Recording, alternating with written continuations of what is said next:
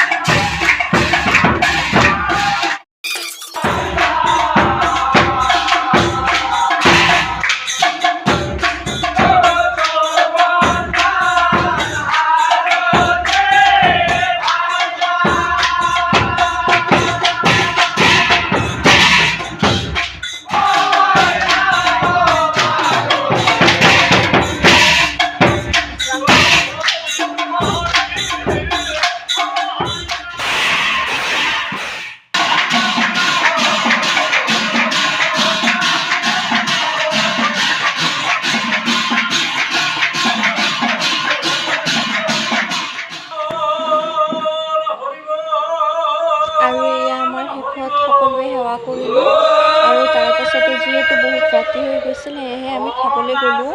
আৰু খোৱাটো তলতে আছিলে, আপোনালোকে ভিডিঅ'টো চাওক এতিয়া। আৰু আমি এনেকৈ আহি বহি গ'লোঁ ভালকৈ। তাৰপাছত এয়া ভাইটি, মই, দেউতা, মা, বৰমা সকলোবোৰ আছিলে। আমি সকলোৱে বহি এয়া লাষ্টত তামোল খালোঁ। আৰু এতিয়া মানুহ একেবাৰে নাই গাইছ।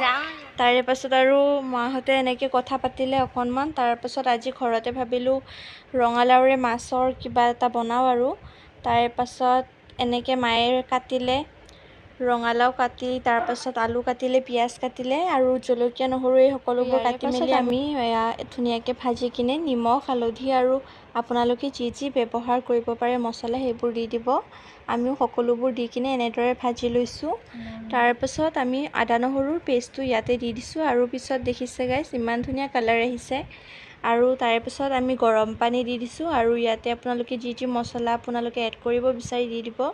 আৰু তাৰে পাছত আমি মাছখিনি দি দিছোঁ। আৰু এনেকৈ আমাৰ ৰেডি হৈ গ'ল। আৰু মায়ে এয়া নৰসিংহ আৰু গণ কচুৰে এটা মাছৰ জোল বনাইছিলে। তাৰপাছত আমাৰ এয়া ফাইনেলি হৈ গ'ল। আপোনালোকে চাওকচোন, দেখিবলৈ ইমান ধুনীয়া হৈছে নহয়নে বাৰু?